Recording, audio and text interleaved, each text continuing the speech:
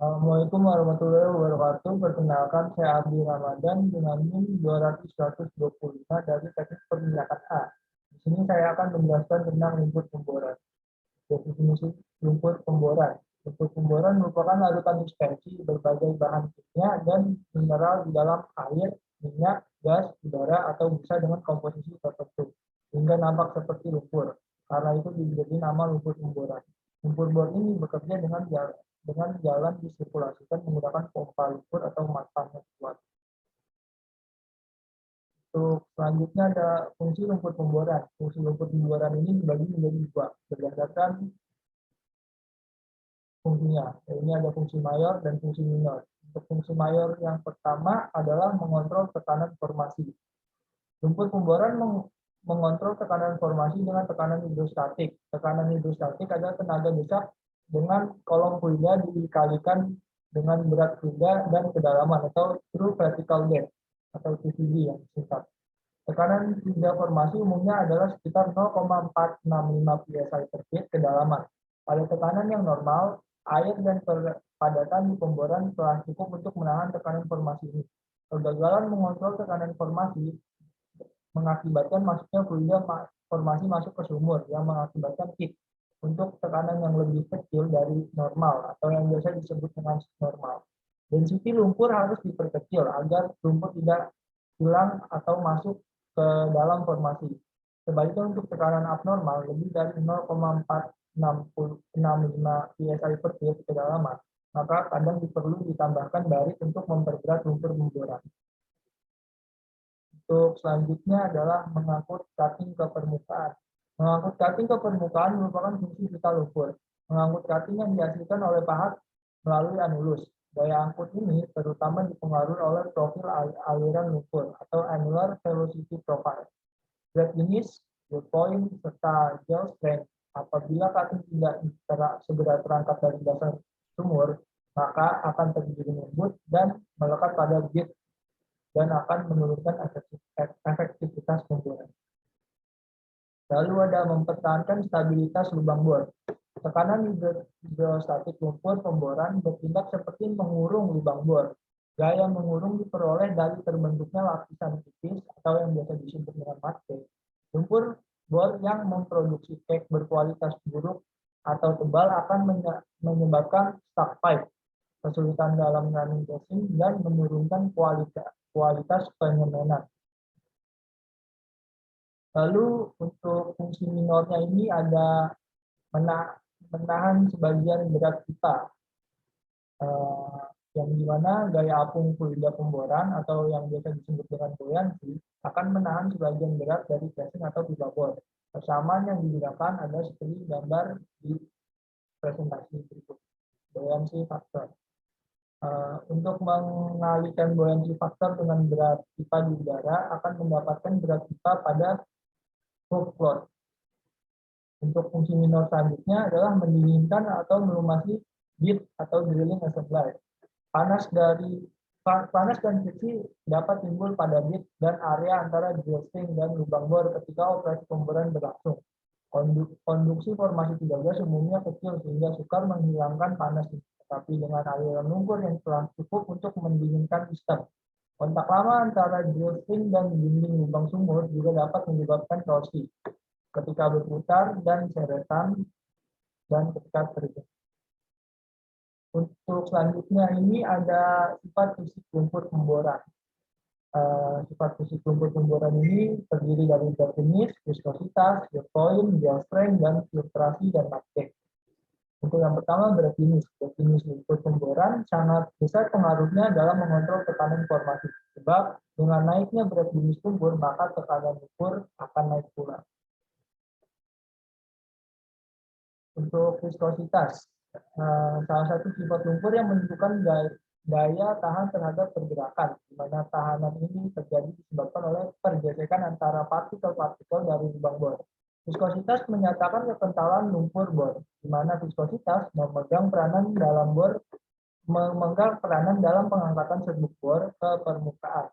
Makin kental lumpur, maka pengangkatan cutting kurang sempurna dan akan mengakibatkan cutting tertinggal di dalam lubang bor. dan dapat mengakibatkan rangkaian pipa pemboran akan terjepit atau stuck, seperti yang saya jelaskan sebelumnya. Akan tetapi, bila lumpur pemboran mempunyai viscositas yang terlalu tinggi, maka dapat mengakibatkan permasalahan seperti loss circulation. Untuk selanjutnya ada yield point, bagian dari resistensi untuk mengalirkan oleh gaya tarik-menarik antar partikel. Jadi, yield point merupakan angka yang menunjukkan shearing stress yang diperlukan untuk mensirkulasikan lumpur kembali. Dengan kata lain, lumpur tidak akan dapat disirkulasi sebelum diberikan shearing stress sebesar yield point. Yield point sangat penting diketahui untuk perhitungan hidrolika lumpur, di mana yield point mempengaruhi hilangnya tekanan di waktu lumpur sirkulasi. Lalu ada gel strength. Di waktu lumpur bersirkulasi, besaran yang berperan adalah viskositas. Sedangkan di waktu sirkulasi berhenti, yang memegang peranan adalah gel strength. Lumpur akan menjadi gel saat tidak ada sirkulasi. Hal ini disebabkan oleh gaya tarik-menarik antara partikel-partikel padatan lumpur, filtrasi, dan mudcap. Ketika terjadi kontak antara lumpur dan batuan poros, batuan tersebut akan bertindak sebagai saringan yang memungkinkan fluida dan partikel-partikel kecil melewatinya. Fluida yang hilang ke dalam batuan tersebut filtrate, sedangkan lapisan partikel-partikel besar tertahan di permukaan batuan disebut dengan mudcap. Untuk selanjutnya ada jenis lumpur pemboran.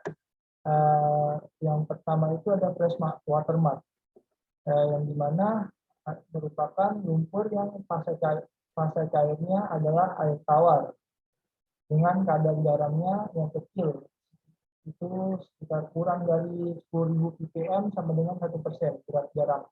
Jenis-jenis lumpur fresh water mud adalah sphagnum mud, natural mud, bentonite treated mud, phosphate treated mud, organic colloid treated mud, red mud, calcium mud, lime treated mud, gypsum treated mud, dan calcium salt. Lalu selanjutnya ada salt water mud, di mana lumpur ini digunakan untuk membor garam masif atau salt dome atau salt stringer, lapisan formasi garam, dan kadang-kadang bila ada aliran garam yang terbor. Filtrate loss-nya besar dan mudcap-nya tebal bila tidak ditambah organic colloid. pH lumpur di bawah 8 karena itu diperlukan representatif untuk mencegah fermentasi starch. Jika slate mode-nya mempunyai pH yang lebih tinggi, fermentasi terhalang oleh basa. Suspensi ini dapat diperbaiki dengan penggunaan antapulgate sebagai pengganti bentonite. Unsaturated salt water mud dari air dari laut lepas atau teluk sering digunakan untuk lumpur yang jenuh kegaramannya.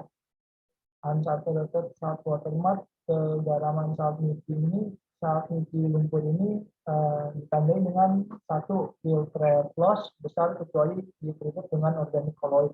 Yang kedua, medium sampai tinggi pada gel strength kecuali ditreated dengan thinner. Ketiga, suspensi yang tinggi kecuali ditreated dengan antapulgate atau organic colloid. Untuk selanjutnya ini ada emulsion mud, di mana lumpur ini mengandung minyak sebagai fase kontinunya. Komposisinya itu diatur agar kadar airnya rendah, sekitar 3-5%. Lumpur ini tidak sensitif terhadap kontaminan, tetapi airnya adalah kontaminan karena memberi efek negatif bagi kestabilan lumpur ini. Untuk mengontrol viskositas, menaikkan gel strength, mengurangi efek kontaminasi air, dan mengurangi filtrasi loss, perlu ditambahkan zat-zat kimia atau zat-zat aditif. Untuk selanjutnya ini ada jenis lumpur KCl polimer. Lumpur KCl polimer merupakan sistem lumpur yang paling umum digunakan dalam pemboran.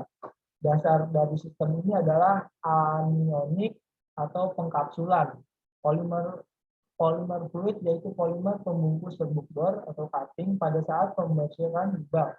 KCl dalam air akan terurai menjadi ion K+ dan Cl-. Dalam menstabilkan mineral shell, ion K+ akan menggantikan kedudukan ion natrium. Sehingga di dalam plate shell ion K+ akan terikat jauh lebih kuat dibanding dengan ion Na+ dengan plate clay antara clay dengan air. sehingga daya tolak menolak antara partikel fairway di dalam air akan berkurang. Sekian presentasi mengenai lumpur pemboran dari saya, kurang lebihnya mohon maaf. Wassalamualaikum warahmatullahi wabarakatuh.